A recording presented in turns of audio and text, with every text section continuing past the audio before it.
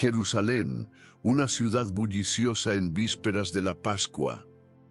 Pero aquel viernes algo inexplicable ocurrió. En el Gólgota, Jesús de Nazaret colgaba de la cruz, humillado, sangrante. Y entonces, en pleno mediodía, el sol desapareció. El cielo se cubrió de tinieblas. La tierra empezó a temblar. El velo del templo, que separaba lo humano de lo divino, se rasgó de arriba abajo. No era un eclipse, no era un accidente. Era el universo mismo estremeciéndose ante la muerte del Hijo de Dios. Con su último aliento, Jesús exclamó: «Padre, en tus manos encomiendo mi espíritu». Y el mundo contuvo la respiración. Pero atención, la muerte de Jesús no fue un final. Fue el inicio de una conmoción espiritual sin precedentes. En ese instante sagrado, 7 señales sobrenaturales se desataron, eventos que estremecieron no solo Jerusalén, sino el destino eterno de la humanidad. ¿Qué ocurrió exactamente? ¿Qué significan estos hechos? Hoy recorreremos juntos los 7 sucesos impactantes que siguieron a la muerte de Cristo y descubriremos por qué su cruz cambió para siempre el curso de la historia. ¿Listos para adentrarse en el mayor misterio del amor? Entonces, acompáñame. El velo del templo rasgado. Nuestra primera parada nos lleva al corazón espiritual de Jerusalén, el majestuoso templo de Herodes, una maravilla arquitectónica del mundo antiguo, el centro de la vida religiosa judía. Era la hora novena, cerca de las 3 de la tarde, el momento exacto del sacrificio vespertino. Mientras los sacerdotes realizaban sus rituales solemnes, en el instante preciso en que Jesús daba su último suspiro en el Gólgota, algo extraordinario sucedía en el interior del santuario. Imaginen el templo, patios bulliciosos, sacerdotes oficiando, el olor a incienso y en su núcleo, separando el lugar santo del lugar santísimo, colgaba el velo. ¿Pero qué velo? No era una simple tela, era una cortina masiva, tejida con hilos de azul, púrpura, carmesí y lino fino, bordada con intrincados querubines. Las fuentes históricas, como el historiador Josefo, nos dicen que tenía un grosor considerable, quizás como el ancho de una mano, y era tan inmensamente pesado que se decía que se necesitaban decenas de hombres, o incluso bueyes, para moverlo. Este velo no era mera decoración, era un símbolo poderoso, cargado de significado teológico. Representaba la profunda separación entre un Dios perfectamente santo y una humanidad caída, marcada por el pecado. El lugar santísimo, donde se creía que moraba la presencia misma de Dios, la Shekinah, estaba oculto, inaccesible para la gente común. Solo una persona, el sumo sacerdote, podía atravesar ese velo, y solo una vez al año, en el día de la expiación, Yom Kippur, después de rigurosos rituales de purificación y llevando sangre de sacrificio para expiar los pecados del pueblo. Era un recordatorio constante de la distancia, de la necesidad de mediación. Pero en ese viernes oscuro, cuando Jesús gritó, «Consumado es», Juan, capítulo 19, versículo 30 bet, el velo se rasgó. El Evangelio de Mateo, capítulo 27, versículo 50, y un ere, lo describe con precisión, y he aquí, el velo del templo se rasgó en 2, de arriba a abajo. Presten atención a ese detalle crucial, de arriba a abajo. No fue un desgarro accidental desde el suelo. No fue obra de manos humanas tratando de forzar la entrada. El desgarro comenzó desde la parte superior, como si una mano invisible, la mano misma de Dios, lo hubiera partido limpiamente en dos mitades. ¿Pueden imaginar el pánico y el asombro de los sacerdotes que estaban en el lugar santo en ese momento? El sonido del grueso tejido rasgándose debió resonar como un trueno en las cámaras sagradas, interrumpiendo oraciones y cánticos. De repente, lo que había estado oculto por siglos, el lugar más sagrado de la tierra, quedó expuesto a la vista. La barrera había sido demolida. Este evento no fue una simple coincidencia. Fue una declaración teológica de proporciones inmensas. El velo rasgado significaba que la barrera entre Dios y la humanidad había sido eliminada por el sacrificio perfecto de Jesús. Ya no se necesitaba un mediador humano terrenal como el sumo sacerdote, ni el complejo sistema de sacrificios de animales que solo podían cubrir temporalmente el pecado. Jesús, el Cordero de Dios, el sumo sacerdote eterno, según el orden de Melquisedec, había ofrecido el sacrificio definitivo, abriendo un camino nuevo y vivo, como dice la carta a los Hebreos, capítulo 10, versículos 19 y 20, ahora podemos entrar con confianza en el lugar santísimo por la sangre de Jesucristo, por el camino nuevo y vivo que Él nos abrió a través del velo, esto es, de su carne. El acceso directo a la presencia de Dios, al trono de la gracia, ahora estaba abierto para todos los que creyeran en Él. El antiguo pacto, con sus rituales y separaciones, estaba dando paso a un nuevo pacto sellado con la sangre de Cristo. ¡Qué señal tan poderosa y liberadora en el mismo instante de su muerte! El gran terremoto. Pero la conmoción no terminó con el velo rasgado. Casi simultáneamente, mientras el último aliento de Jesús aún flotaba en el aire y el velo se partía en el templo, la tierra misma reaccionó con violencia. Los tres evangelios sinópticos, Mateo, Marcos y Lucas, registran que un gran terremoto sacudió Jerusalén y sus alrededores en ese preciso momento. Mateo, capítulo 27, versículo 50, y un marenún lo dice claramente. Y la tierra tembló y las rocas se partieron. No fue un temblor leve de esos que ocasionalmente afectan la región. Fue un sismo lo suficientemente fuerte como para quebrar rocas sólidas. Imaginen el estruendo, el suelo moviéndose bajo los pies, los edificios cimbrándose, el pánico apoderándose de la gente que corría buscando refugio, quizás pensando que el fin del mundo había llegado. Para los judíos presentes, un terremoto en un momento tan cargado de significado tenía profundas connotaciones bíblicas. Recordarían cómo la tierra tembló cuando Dios descendió sobre el monte Sinaí para entregar la ley a Moisés. Éxodo, capítulo 19, versículo 18.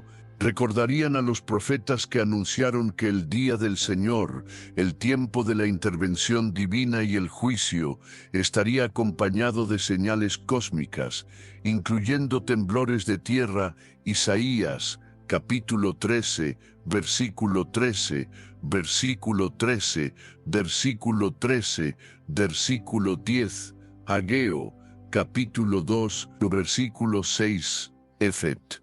Este no era solo un fenómeno geológico, era interpretado como una señal divina, una teofanía, una manifestación del poder y la soberanía de Dios reaccionando ante un evento de magnitud cósmica, la muerte de su Hijo unigénito. Era como si la propia creación, sujeta a vanidad por causa del pecado humano. Romanos, capítulo 8, versículo 20, gimiera y protestara ante el acto atroz que se estaba cometiendo. Volvamos al Gólgota. Allí, Los soldados romanos, ya impactados por las 3 horas de oscuridad inexplicable, sintieron la furia de la tierra bajo sus pies. Las rocas alrededor de la cruz se agrietaban y partían.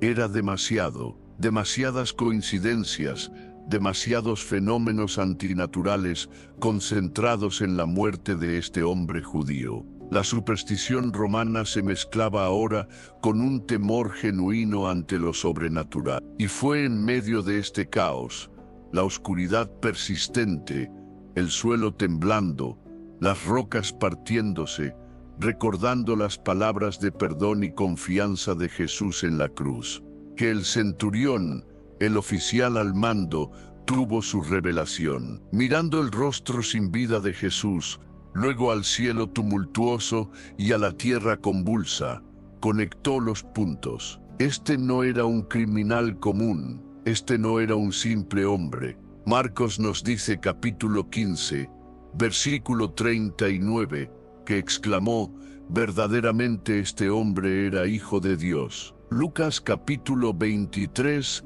versículo 47, registra, verdaderamente este hombre era justo. Mateo capítulo 27, versículo 54 incluso. Añade que los soldados que estaban con él temieron en gran manera y dijeron lo mismo. Un testimonio extraordinario de labios paganos. El terremoto no solo partió rocas, sino que también comenzó a romper las barreras de la incredulidad. Para la multitud que observaba, el terror se apoderó de muchos. Lucas capítulo 23, versículo 48 menciona que todas las multitudes que se habían reunido para presenciar este espectáculo, al ver lo que había acontecido, se volvían golpeándose el pecho. Aquellos que antes se burlaban, ahora se lamentaban, intuyendo que habían presenciado algo terrible y sagrado. El terremoto fue la segunda gran señal instantánea, un grito de la tierra que anunciaba que la muerte de Jesús no era una derrota, sino el inicio de una nueva era, una sacudida fundamental en la relación entre el cielo y la tierra. Los sepulcros abiertos y la resurrección de los santos. Si pensaban que un velo rasgado y un terremoto eran impactantes, prepárense para el tercer evento, quizás el más misterioso y sobrecogedor de todos, que ocurrió también en conexión directa con la muerte de Jesús. El Evangelio de Mateo, justo después de mencionar el terremoto y las rocas partidas, añade un detalle asombroso en el capítulo 27, versículos 52 y 53, y se abrieron los sepulcros, y muchos cuerpos de santos que habían dormido se levantaron, y saliendo de los sepulcros, después de la resurrección de él, vinieron a la santa ciudad, y aparecieron a muchos. Detengámonos a procesar esto. En las colinas rocosas que rodeaban Jerusalén, donde las familias pudientes excavaban sus tumbas familiares, algo increíble estaba pasando. La tradición judía de sepultura implicaba colocar los cuerpos en nichos dentro de cuevas naturales o artificiales, y luego sellar la entrada haciendo rodar una gran piedra circular, a menudo muy pesada. Era una señal de respeto y finalidad. Pero el violento terremoto que acompañó la muerte de Jesús tuvo un efecto secundario extraordinario. Movió esas pesadas piedras, abrió las tumbas. Imaginen el espectáculo, sepulcros sellados durante años, quizás generaciones, de repente expuestos, abiertos a la intemperie por la fuerza del sismo. Pero lo que Mateo registra va mucho más allá de tumbas dañadas. Dice que muchos cuerpos de santos que habían dormido se levantaron. La palabra santos, agioi en griego, aquí se refiere a personas justas, fieles seguidores de Dios bajo el antiguo pacto, que habían muerto en la fe, esperando las promesas mesiánicas. Dormido era una metáfora común para la muerte en la esperanza de una resurrección futura. Y ahora, en conexión con la muerte del Mesías, estaban resucitando. No se trataba de fantasmas o espíritus. El texto habla de cuerpos somata que se levantaron. Eran resurrecciones físicas, cuerpos restaurados a la vida. ¡Qué señal tan poderosa del poder de Jesús sobre la muerte misma! Su muerte no solo rasgó el velo del templo, no solo sacudió la tierra, sino que invadió el reino de los muertos y comenzó a liberar a sus cautivos. Era una demostración palpable de que su sacrificio tenía el poder de revertir la maldición de la muerte. Ahora, es fundamental entender la cronología que Mateo establece cuidadosamente. Los sepulcros se abrieron en el momento de la muerte de Jesús, pero estos santos resucitados salieron de los sepulcros y entraron en Jerusalén para aparecer a muchos después de la resurrección de Jesús. Esto es crucial. Jesús mismo debía ser las primicias de los que durmieron. 1 Corintios, capítulo 15, versículo 20 et. El primero en resucitar a una vida glorificada e inmortal. La resurrección de estos santos fue una señal anticipatoria, una garantía visible del poder conquistador de la muerte que se manifestaría plenamente en la resurrección de Cristo 3 días después. Pero él debía ser el primero. Aún así, imaginen el impacto de esas tumbas abiertas inmediatamente después de la muerte de Jesús. Para los discípulos, sumidos en la confusión y el miedo, probablemente pasó desapercibido o fue incomprensible en ese momento. Pero para los líderes religiosos que habían orquestado la crucifixión, debió ser una señal profundamente perturbadora. Habían intentado silenciar a Jesús, pero ahora la misma muerte parecía estar siendo desafiada ante sus ojos. Las rocas partidas, las tumbas abiertas, ¿qué fuerzas habían desatado? Habían en su ceguera crucificado realmente al autor de la vida. Este tercer evento, la apertura de los sepulcros, fue un presagio escalofriante de la victoria final que estaba por venir. La declaración del centurión romano. Hemos mencionado brevemente la reacción del centurión romano, pero vale la pena profundizar en este cuarto suceso crucial, su impactante declaración de fe, porque actúa como un poderoso testimonio independiente. Volvamos a situarnos al pie de la cruz, en el Gólgota, en medio del caos sobrenatural. ¿Quién era este hombre? Un centurión era un oficial del ejército romano, al mando de aproximadamente 100 soldados una centuria. Eran la espina dorsal del ejército, hombres experimentados, disciplinados, pragmáticos y a menudo curtidos en la brutalidad de la guerra y la ocupación. No era un judío, no compartía las esperanzas mesiánicas ni conocía íntimamente las profecías hebreas. Su mundo era el de Roma, el emperador, la ley marcial y el cumplimiento del deber. Supervisar crucifixiones, aunque desagradable, era parte de ese deber. Había visto a innumerables hombres morir en agonía, probablemente maldiciendo, suplicando o resistiéndose hasta el final. Pero este Jesús de Nazaret era diferente. El centurión había estado observando durante horas. Había escuchado sus palabras desde la cruz: Padre, perdónalos porque no saben lo que hacen. Lucas, capítulo 23, versículo 34 ep.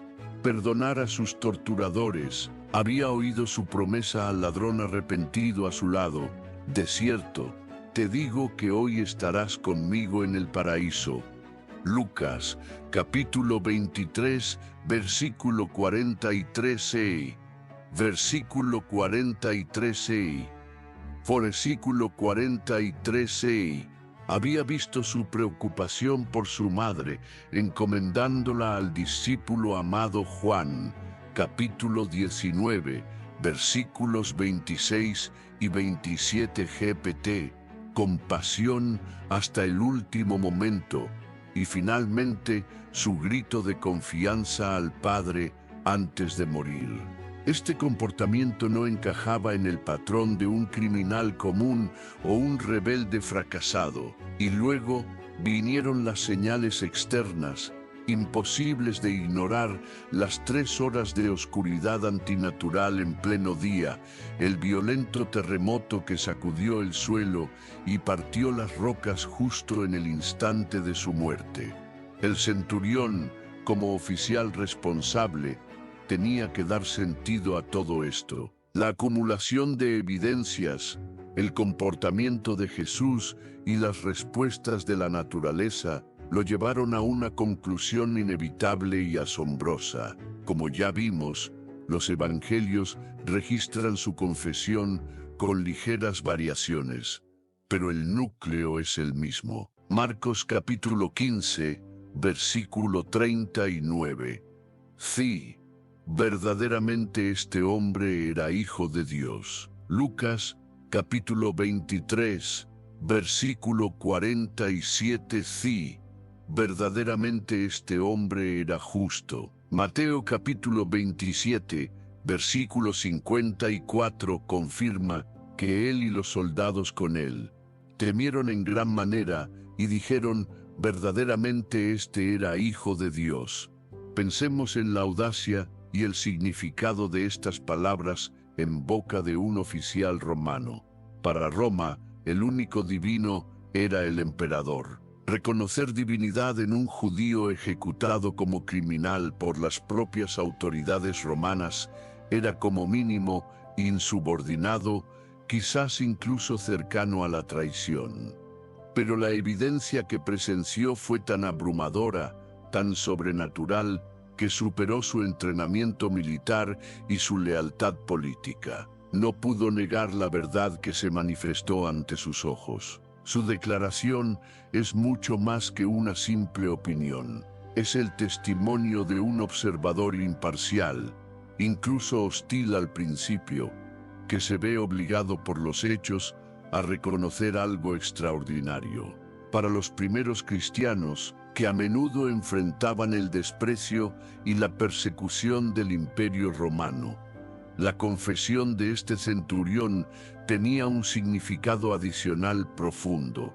Era una señal temprana de que el Evangelio de Jesús no se limitaría al pueblo judío, sino que estaba destinado a romper barreras culturales y nacionales, alcanzando incluso a los gentiles, a los representantes del poder imperial dominante. La verdad de Cristo podía convencer incluso al corazón de un soldado romano. ¡Qué testimonio tan poderoso nacido del terror y el asombro al pie de la cruz! Los santos resucitados se aparecen en Jerusalén. Ahora demos un salto temporal. Han pasado 3 días desde la crucifixión.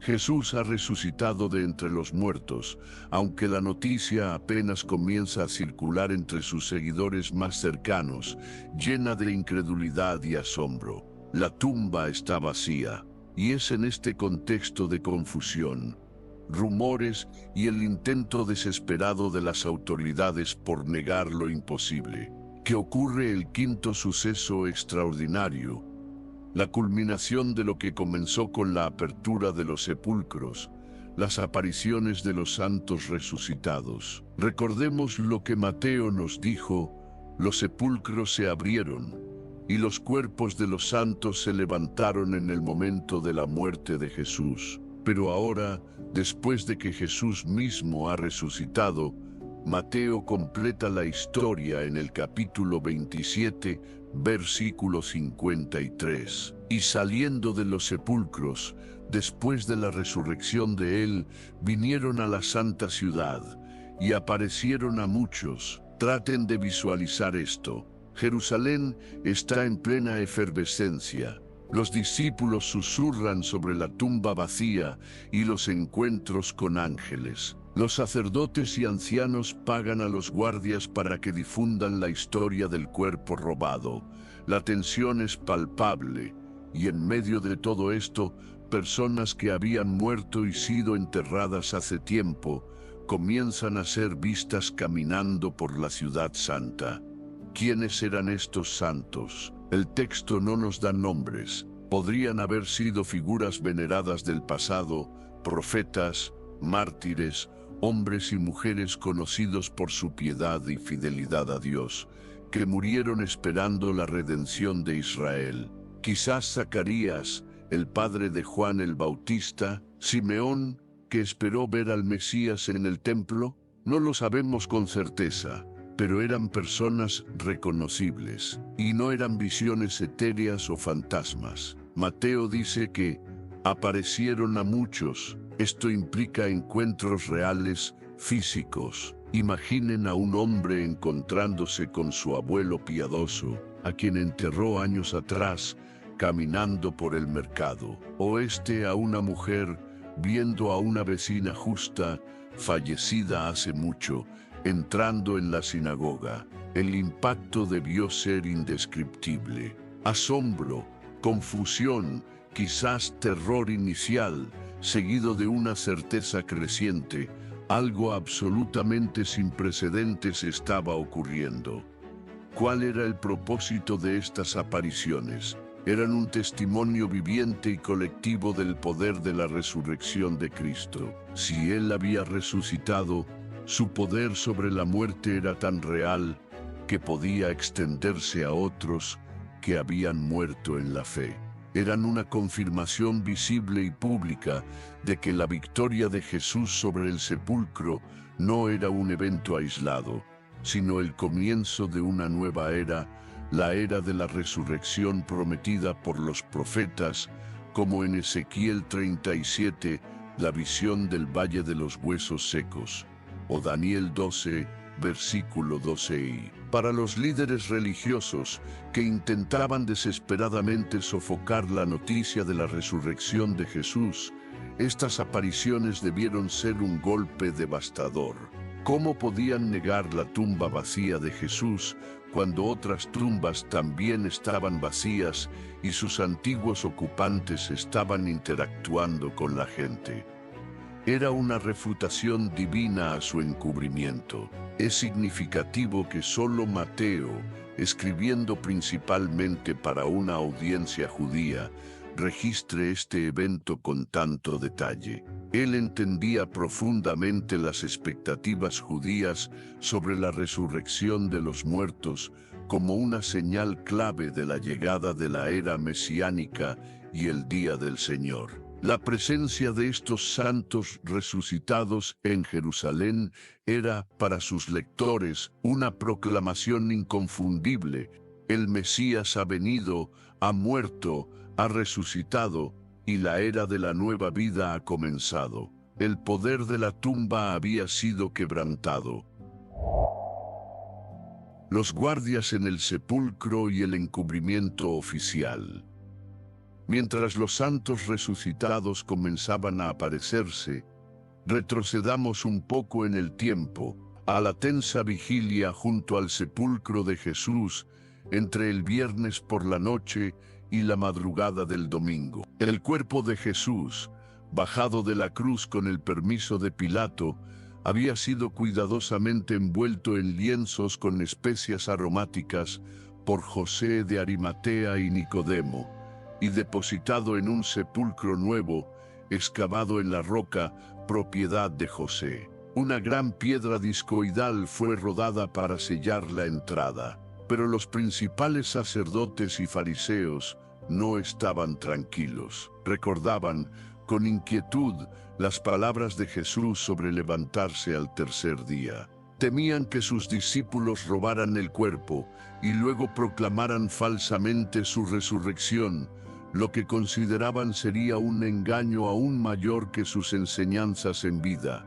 Así que, al día siguiente de la crucifixión, el sábado, fueron a ver a Poncio Pilato. Su petición, registrada en Mateo, capítulo 27, versículos 63 y 64, versículos 63 y 64. Fue directa. Señor, nos acordamos que aquel engañador dijo, viviendo aún, después de 3 días resucitaré. Manda pues que se asegure el sepulcro hasta el tercer día, no sea que vengan sus discípulos de noche y lo hurten y digan al pueblo, resucitó de entre los muertos. Y será el postrer error peor que el primero. Pilato, quizás fastidiado con todo el asunto o simplemente queriendo evitar más disturbios, les concedió su petición. Ahí tenéis una guardia, les dijo. Id, aseguradlo como sabéis. Mateo capítulo 27, versículo 65. No escatimaron precauciones. No solo apostaron una guardia de soldados romanos, hombres entrenados cuya vida dependía de cumplir sus órdenes y no dormirse en el puesto, sino que también aseguraron el sepulcro, sellando la piedra y poniendo la guardia. Mateo, capítulo 27, versículo 66. Este sello oficial, probablemente cera o arcilla impresa con una insignia romana o sacerdotal sobre cuerdas que atravesaban la piedra, hacía que cualquier intento de manipulación fuera evidente y un grave crimen contra la autoridad. Humanamente, la tumba estaba perfectamente asegurada. Parecía imposible que alguien pudiera sacar el cuerpo sin ser detectado. Los soldados comenzaron su vigilia. Quizás comentaron entre ellos los extraños sucesos del día anterior, la oscuridad, el terremoto, la confesión de su propio centurión. Montaron guardia durante el sábado y la noche siguiente. Todo parecía tranquilo. Pero en la quietud de la madrugada del primer día de la semana, el domingo, cuando apenas comenzaba a clarear, el poder del cielo intervino de una manera que ninguna guardia humana podía resistir. Mateo describe el evento con una fuerza dramática en el capítulo 28, versículos 2 al 4. Y hubo un gran terremoto, porque un ángel del Señor descendiendo del cielo y llegando removió la piedra y se sentó sobre ella. Su aspecto era como un relámpago, y su vestido blanco como la nieve. Y de miedo de él, los guardas temblaron y se quedaron como muertos. Imaginen la escena. Otro terremoto, esta vez localizado en la tumba. Un ser celestial, radiante como un relámpago, desciende, aparta la pesada piedra como si fuera una pluma y se sienta sobre ella. Los soldados romanos, hombres de guerra, acostumbrados al peligro, quedaron absolutamente paralizados por el terror sobrenatural.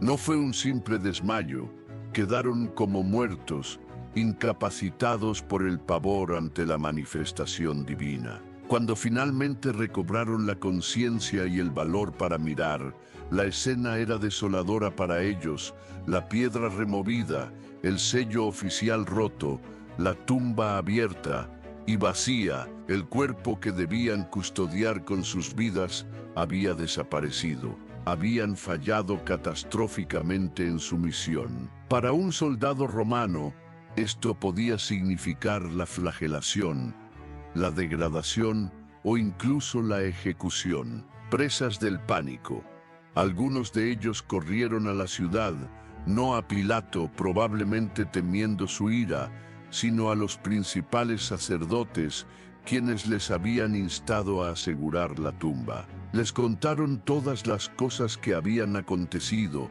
el terremoto, el ángel, la tumba vacía. Mateo capítulo 28 versículo 11. ¿Cuál fue la reacción de estos líderes religiosos ante el testimonio de sus propios guardias sobre un evento sobrenatural? ¿Se arrepintieron?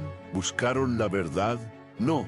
Su respuesta revela su endurecido corazón y su desesperación. Reunieron al consejo de ancianos el Sanedrín.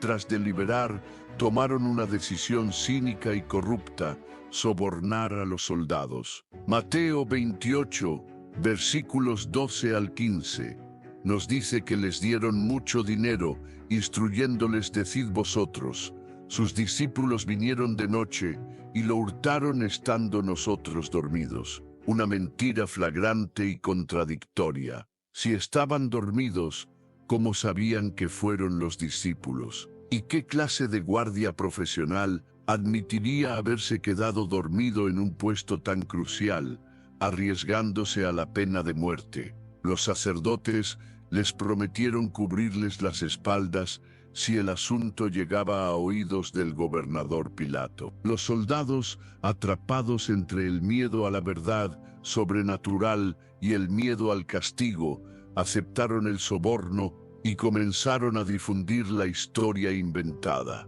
Mateo concluye: y este dicho se ha divulgado entre los judíos hasta el día de hoy. Así nació la primera teoría conspirativa para negar la resurrección. Pero aunque la mentira oficial circuló, la verdad de lo que esos guardias presenciaron en la tumba vacía, el poder de Dios, el ángel resplandeciente, seguramente los marcó para siempre. El intento de encubrimiento, paradójicamente, se convirtió en otra evidencia de que algo extraordinario e innegable había sucedido. Las apariciones de Jesús resucitado, la tumba vacía, el testimonio de los ángeles, la mentira de los guardias, todo apuntaba a algo increíble. Pero la prueba definitiva, la evidencia que transformaría el miedo en fe y la duda en certeza, estaba a punto de manifestarse. Jesús mismo, vivo, resucitado, comenzó a aparecerse a sus seguidores. Este capítulo es el corazón de la historia post-crucifixión, una serie de encuentros personales y transformadores que duraron 40 días. Las mujeres, primeras testigos, mientras los guardias huían y los sacerdotes conspiraban, un pequeño grupo de mujeres devotas se dirigía valientemente hacia el sepulcro en la penumbra del amanecer del domingo. María Magdalena, María la madre de Santiago, Salomé, Juana, aquellas que habían permanecido fieles hasta el final en la cruz, ahora iban con especias aromáticas para completar los ritos funerarios.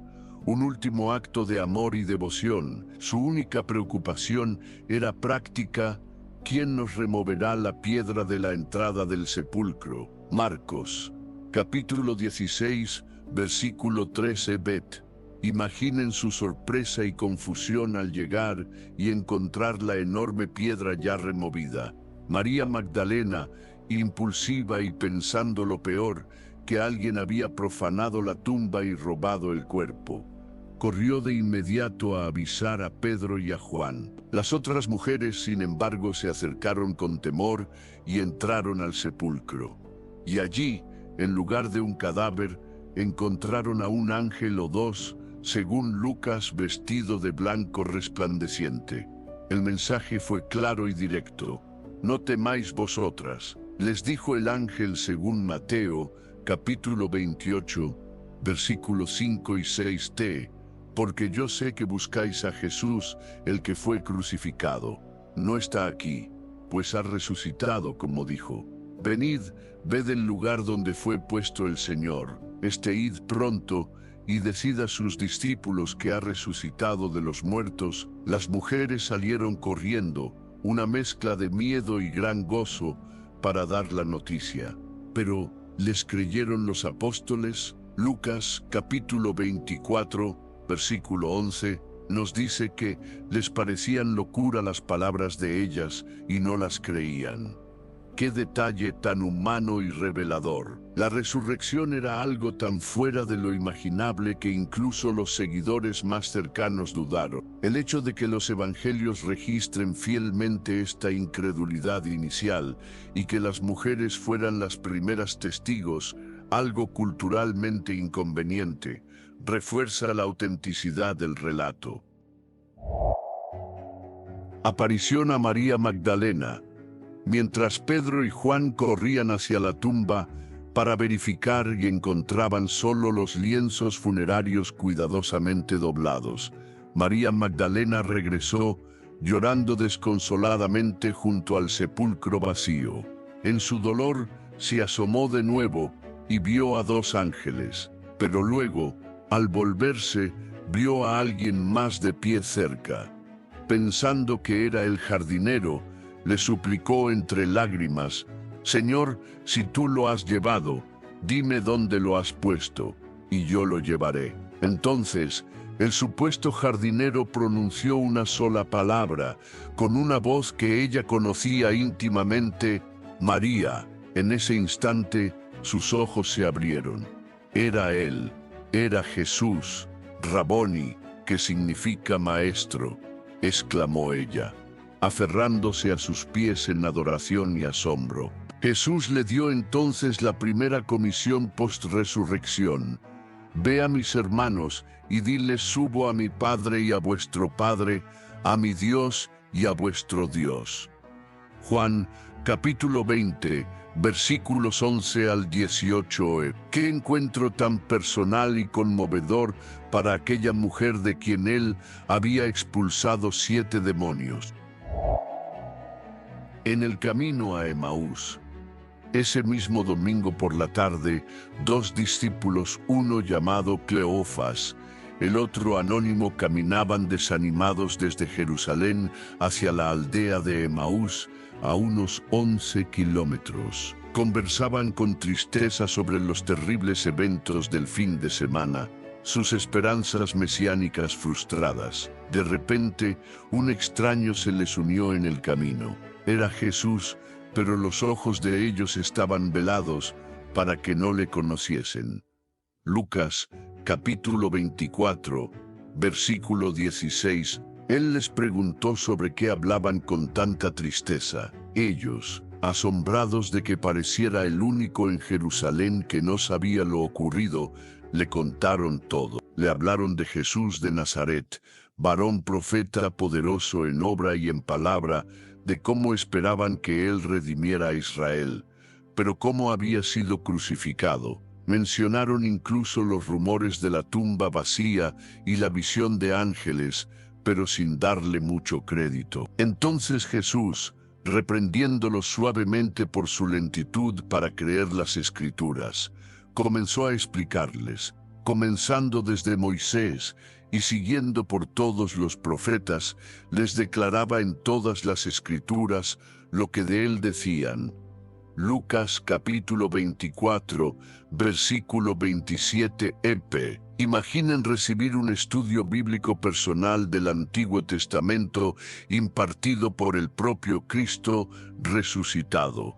Al llegar a Emaús, le insistieron para que se quedara con ellos. Y fue entonces, al sentarse a la mesa, cuando él tomó el pan y lo bendijo, lo partió y les dio, que sus ojos fueron abiertos y lo reconocieron. Y en ese mismo instante, él desapareció de su vista. Asombrados, se dijeron el uno al otro: ¿no ardía nuestro corazón en nosotros mientras nos hablaba en el camino y cuando nos abría las Escrituras? A pesar de la hora y el cansancio, regresaron corriendo a Jerusalén esa misma noche para contarles a los 11 apóstoles y a los demás: ha resucitado el Señor verdaderamente y ha aparecido a Simón. Lucas, capítulo 24, versículos 13 al 35. A los discípulos sin Tomás. Mientras los 2 de Emaús contaban su experiencia a los apóstoles reunidos, probablemente los 10, ya que Judas se había ido y Tomás estaba ausente, llenos de miedo a las autoridades judías y todavía procesando las noticias, Jesús mismo apareció de repente en medio de ellos. Las puertas estaban cerradas, pero él estaba allí. Su saludo fue: «Paz a vosotros». Pero ellos, espantados y atemorizados, pensaban que veían espíritu. Lucas capítulo 24, versículo 37 et. Era una reacción comprensible. Jesús, con paciencia, calmó sus temores. ¿Por qué estáis turbados y vienen a vuestro corazón estos pensamientos? Mirad mis manos y mis pies, que yo mismo soy, palpad, y ved, porque un espíritu no tiene carne ni huesos, como veis que yo tengo. Les mostró las heridas de los clavos y la lanza, pruebas irrefutables de su identidad y de la realidad física de su resurrección. Incluso pidió algo de comer y comió un trozo de pescado asado delante de ellos para disipar cualquier duda. Luego les abrió el entendimiento para que comprendieran cómo su sufrimiento, muerte y resurrección eran el cumplimiento de todo lo escrito en la ley de Moisés, en los profetas y en los salmos. Y los comisionó: vosotros sois testigos de estas cosas. Lucas capítulo 24, versículos 36 al 49. Juan capítulo 20, versículos 19 al 23. Con Tomás presente. Sin embargo, el apóstol Tomás no estaba presente en esa primera aparición a los 11. Cuando los otros le contaron con entusiasmo: al Señor hemos visto, Tomás, quizás más pragmático o herido por la duda, declaró enfáticamente: si no viere en sus manos la señal de los clavos, y metiere mi dedo en el lugar de los clavos, y metiere mi mano en su costado, no creeré. Juan, capítulo 20, versículo 25 ob. 8 días después, los discípulos estaban reunidos de nuevo, y esta vez Tomás estaba con ellos. Nuevamente, las puertas estaban cerradas, y de nuevo Jesús apareció en medio, saludando: paz a vosotros. Entonces, dirigiéndose directamente a Tomás, conociendo perfectamente su duda previa, le dijo: pon aquí tu dedo, y mira mis manos, y acerca tu mano, y métela en mi costado, y no seas incrédulo, sino creyente. Juan, capítulo 20, versículos 26 y 27 et.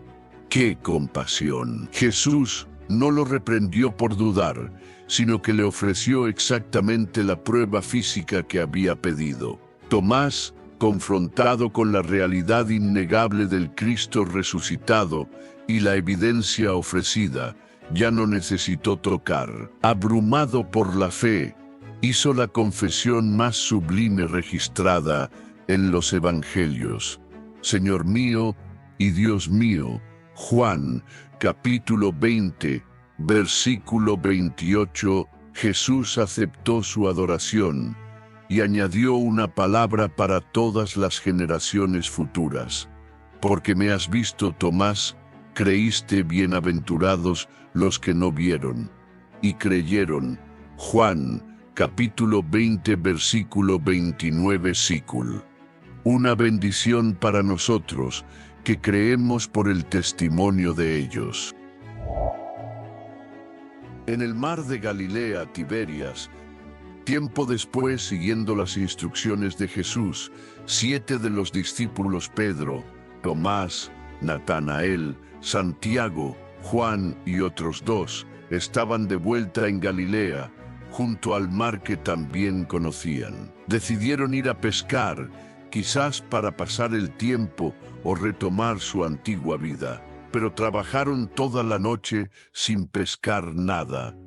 Al amanecer, vieron a un hombre en la orilla que les preguntó si tenían algo de comer. Al responder no, el hombre les dijo: echad la red a la derecha de la barca y hallaréis. Obedecieron, y la red se llenó de tal cantidad de peces.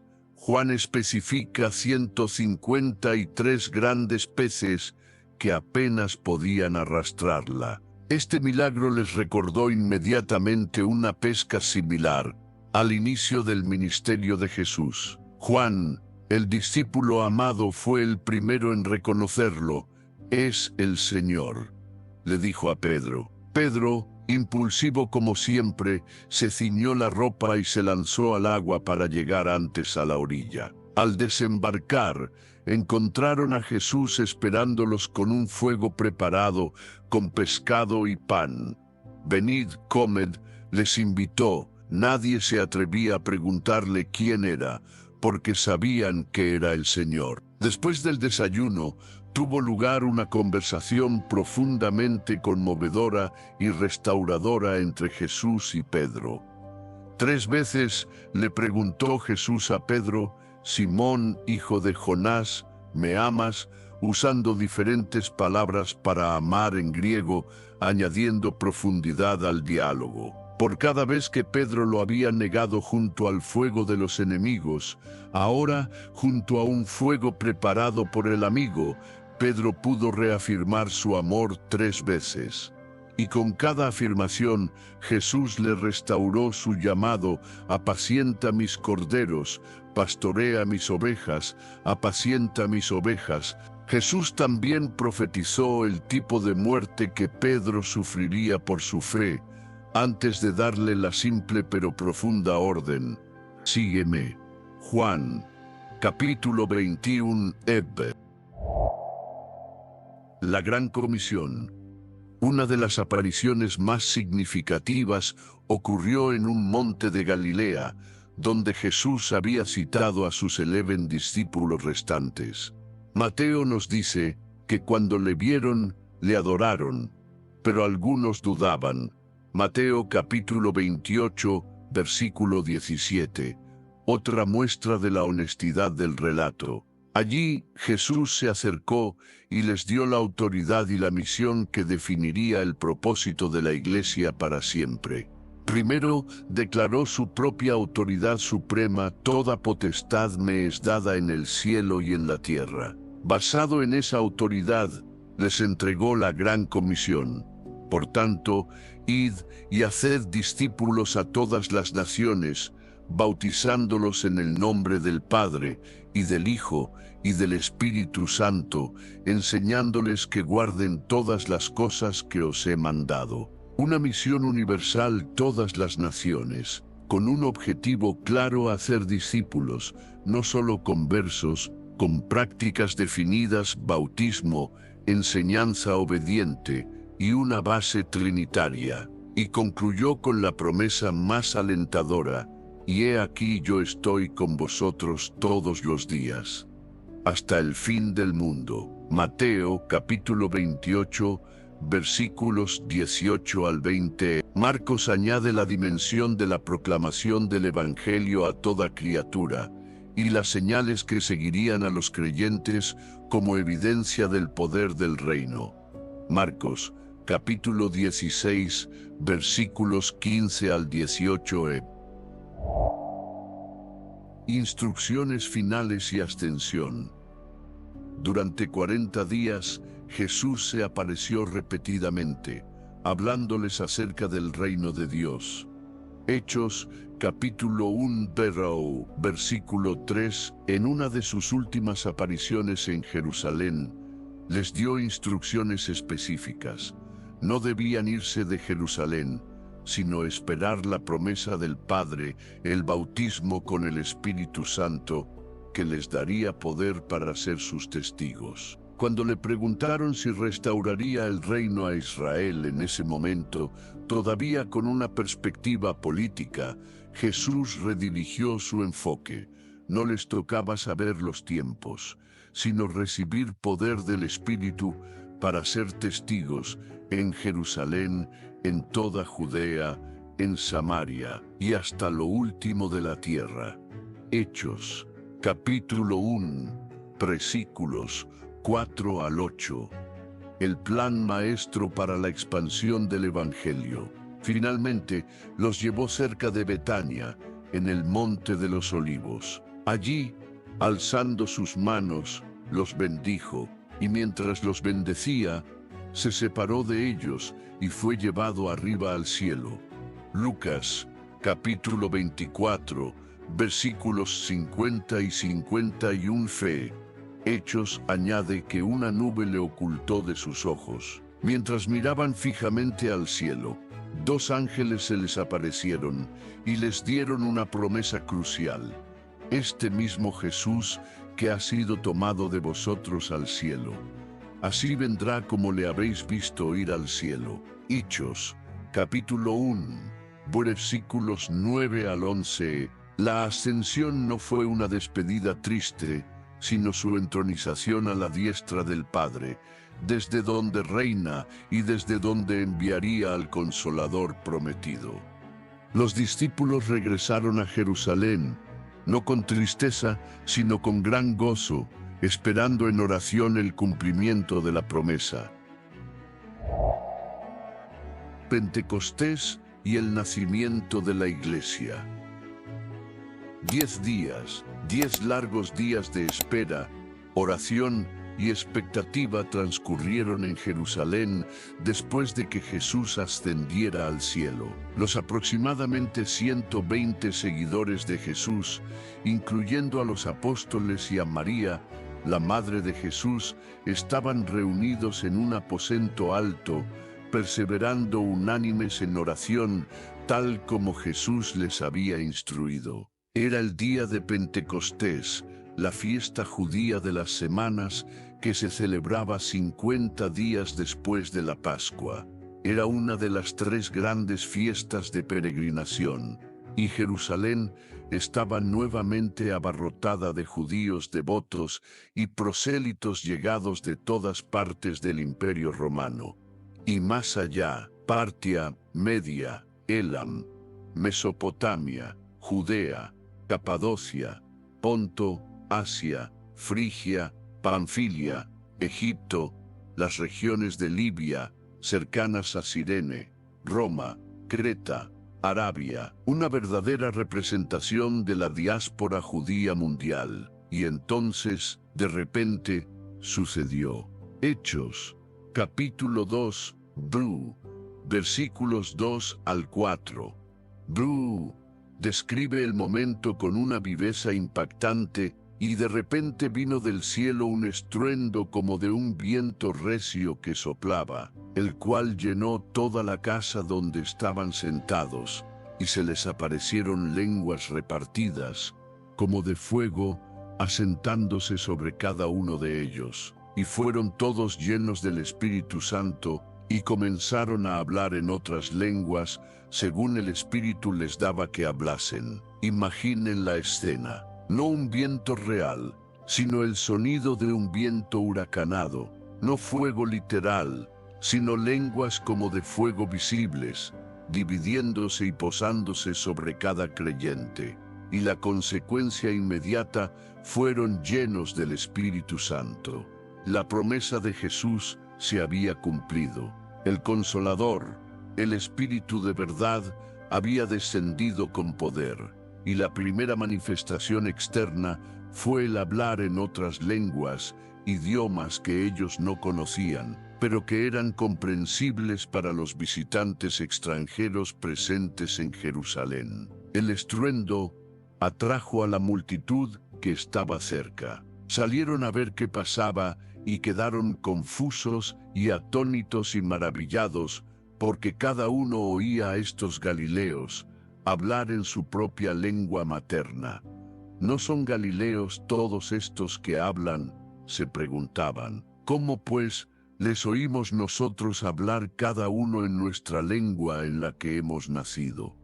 Hechos, capítulo 2, versículos 6 al 8.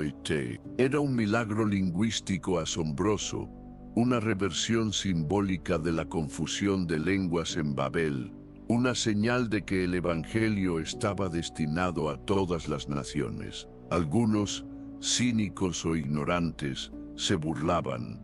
Están llenos de mosto, vino nuevo, decían. Pero entonces Pedro, el mismo apóstol que apenas unas semanas antes había negado a Jesús 3 veces por miedo a una criada, ahora se puso en pie. ¡Qué transformación! Lleno del Espíritu Santo, junto con los otros 11 apóstoles, alzó la voz ante la multitud y pronunció el primer sermón evangelístico de la historia de la Iglesia. Con una valentía y claridad sobrenaturales, primero refutó la acusación de embriaguez, que apenas es la hora tercera del día, las 9 de la mañana. Luego, explicó que lo que estaban presenciando era el cumplimiento de la profecía de Joel, capítulo 2, versículos 28 al 32, donde Dios prometió derramar su espíritu sobre toda carne en los últimos días. A continuación, Pedro centró su mensaje en Jesús de Nazaret. Les recordó los milagros y señales que Dios había hecho por medio de él, acreditándolo ante ellos. Luego, sin titubear, los confrontó con su responsabilidad. A este entregado por el determinado consejo y anticipado conocimiento de Dios, prendisteis y matasteis por manos de inicuos, crucificándole. Hechos, capítulo 2, versículo 23, obit. Pero esa no era el final de la historia, al cual Dios levantó, sueltos los dolores de la muerte, por cuanto era imposible que fuese retenido por ella. Hechos, capítulo 2, versículo 24, Citando los Salmos, Salmo 16:6, demostró que el rey David había profetizado la resurrección del Mesías, que no sería dejado en el Hades, ni vería corrupción. Pedro culminó su poderoso discurso con una declaración audaz y directa: sepa, pues ciertísimamente toda la casa de Israel, que a este Jesús a quien vosotros crucificasteis, Dios le ha hecho Señor y Cristo. Hechos, capítulo 2, versículo 36, Señor Kyrios y Mesías Cristos. El efecto de estas palabras, ungidas por el Espíritu Santo, fue inmediato y profundo. La multitud, oyendo esto, se compungieron de corazón, y dijeron a Pedro y a los otros apóstoles: varones hermanos, ¿qué haremos? Hechos capítulo 2, versículo 37. Su conciencia había sido despertada. Pedro les dio la respuesta clara del Evangelio: arrepentíos y bautícese cada uno de vosotros en el nombre de Jesucristo para perdón de los pecados, y recibiréis el don del Espíritu Santo. Hechos capítulo 2, versículo 38, y la respuesta fue masiva. Así que los que recibieron su palabra fueron bautizados, y se añadieron aquel día como 3,000 personas. Hechos, capítulo 2, versículo 41. La iglesia había nacido oficialmente, no por estrategia humana, sino por la obra soberana de Dios a través de la predicación de la palabra y el poder del Espíritu Santo.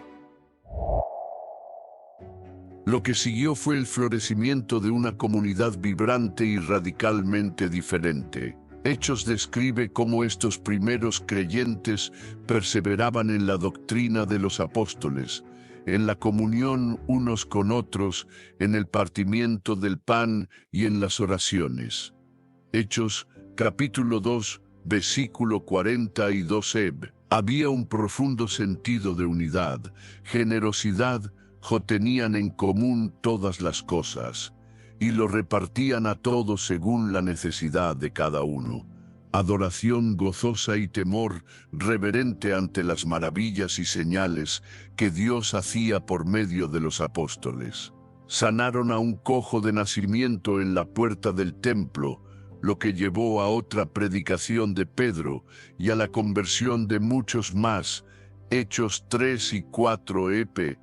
Enfrentaron la oposición y las amenazas del Sanedrín, las mismas autoridades que habían condenado a Jesús, pero respondieron con una nueva valentía: juzgad si es justo delante de Dios obedecer a vosotros antes que a Dios, porque no podemos dejar de decir lo que hemos visto y oído. Hechos capítulo 4, versículos 19 y 20 et. Más tarde, reafirmarían, es necesario obedecer a Dios antes que a los hombres.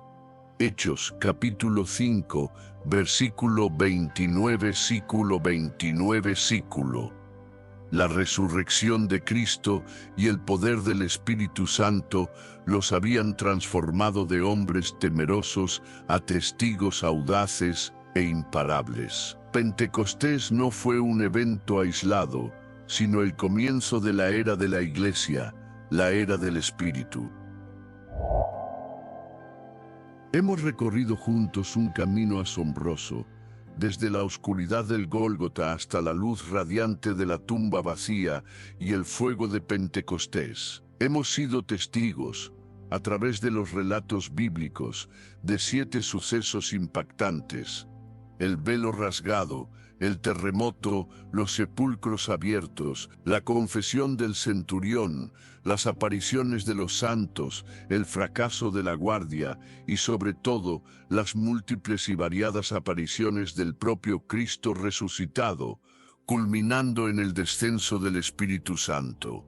Estos no fueron simples fenómenos extraños o coincidencias fortuitas. Fueron señales divinas, cuidadosamente orquestadas, que autenticaron la identidad de Jesús y el significado cósmico de su muerte y resurrección. Cada evento llevaba un mensaje profundo. El velo rasgado gritó: acceso libre, la barrera entre Dios y la humanidad ha caído. Pueden acercarse. El terremoto proclamó: poder divino. La creación misma reacciona ante su creador y anuncia una nueva era. Los sepulcros abiertos susurraron: esperanza de vida. La muerte está perdiendo su poder. La resurrección es una realidad. La confesión del centurión demostró verdad convincente. La evidencia es tan fuerte que incluso un enemigo puede reconocer al Hijo de Dios. Las apariciones de los santos testificaron victoria compartida. El poder de la resurrección de Cristo se extiende a los que murieron en fe. El encubrimiento fallido reveló la verdad imparable. Ninguna mentira humana puede sofocar la obra de Dios. Y las apariciones de Jesús confirmaron: Él está vivo, la muerte no pudo retenerlo. Ha conquistado el sepulcro. Estos acontecimientos extraordinarios, culminando con la promesa cumplida del Espíritu Santo en Pentecostés, sentaron las bases indestructibles de la fe cristiana. Transformaron a un grupo de discípulos acobardados, confundidos y dispersos en testigos audaces, llenos de poder y convicción. Hombres y mujeres que estaban dispuestos a dejarlo todo, a enfrentar persecución, encarcelamiento, tortura e incluso la muerte, no por una filosofía abstracta o una ideología, sino por lo que habían visto y oído, al Cristo resucitado. Como escribió el apóstol Juan más tarde, lo que era desde el principio, lo que hemos oído, lo que hemos visto con nuestros ojos, lo que hemos contemplado y palparon nuestras manos tocante al verbo de vida. Eso os anunciamos. Primera Juan, capítulo 1, b, versículos 1 y 3, y gracias a su testimonio fiel, impulsado por el Espíritu Santo, ese mensaje que nació en una provincia remota del Imperio Romano se extendió como un reguero de pólvora. En pocas décadas, a pesar de la oposición feroz, había comunidades cristianas vibrantes en todo el mundo conocido. La historia de Jesús, su amor sacrificial, su victoria sobre el pecado y la muerte, y su promesa de vida eterna, comenzó a transformar millones de vidas. Ese legado continúa vivo hoy. 2000 años después, miles de millones de personas en todas las naciones, culturas y lenguas encuentran esperanza, perdón, propósito y una relación personal con Dios a través de Jesucristo.